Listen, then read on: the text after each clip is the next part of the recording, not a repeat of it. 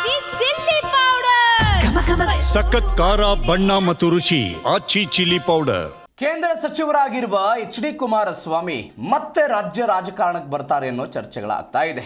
ಇದರ ಬಗ್ಗೆ ಪ್ರಿಯಾಂಕರ್ಗೆ ಪ್ರತಿಕ್ರಿಯೆ.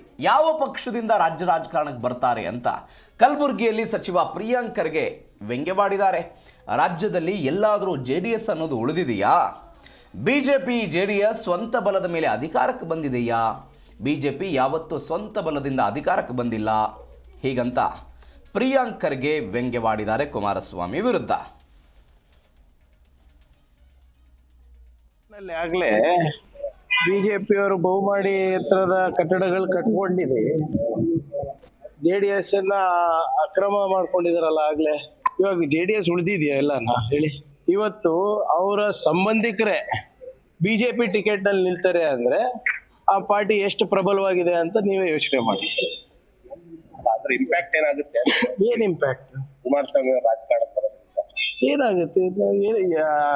ಮುಂಚೆನೂ ಇದ್ರಲ್ಲ, ಆಗಿತ್ತ ಹೇಳಿ? ಯಾವಾಗನ ಸ್ವಂತ ಬಲದ ಮೇಲೆ ಬಿಜೆಪಿಯವರು JDS ಅವರು ಬಂದಿದಾರೇನ್ರಿ? ಪ್ಲಾಟ್ ನಲ್ಲಿ ಆಗ್ಲೇ ಬಿಜೆಪಿಯವರು ಬಹುಮಾಡಿ ಎತ್ತರದ ಕಟ್ಟಡಗಳು ಕಟ್ಕೊಂಡಿದೆ. JDS ಅನ್ನ ಅಕ್ರಮ ಮಾಡ್ಕೊಂಡಿದಾರಲ್ಲ ಆಗ್ಲೇ. ಇವಾಗ JDS ಉಳಿದಿದೆಯಾ ಎಲ್ಲಾನ ಹೇಳಿ? ಇವತ್ತು ಅವರ ಸಂಬಂಧಿಕರೇ ಬಿಜೆಪಿ ಟಿಕೆಟ್ ನಲ್ಲಿ ನಿಲ್ತಾರೆ ಅಂದ್ರೆ ಆ ಪಾರ್ಟಿ ಎಷ್ಟು ಪ್ರಬಲವಾಗಿದೆ ಅಂತ ನೀವೇ ಯೋಚನೆ ಮಾಡಿ. ಅದ್ರ ಇಂಪ್ಯಾಕ್ಟ್ ಏನಾಗುತ್ತೆ?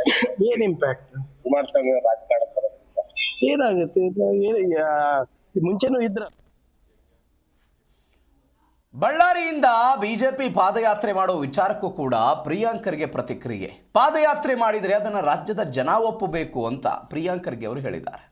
ಬಿಜೆಪಿಯವರದ್ದು ವಿಷಯಗಳಲ್ಲದ್ದೇ ಪಾದಯಾತ್ರೆ, ಇದು ವಿಚಾರಗಳೇ ಇಲ್ಲ ಅವರ ಬಳಿ, ಆದರೂ ಪಾದಯಾತ್ರೆ ಮಾಡ್ತಾರೆ ಅಂತ ಕಲಬುರಗಿಯಲ್ಲಿ ಸಚಿವ ಪ್ರಿಯಾಂಕರ್ಗೆ ಹೇಳಿರೋದು.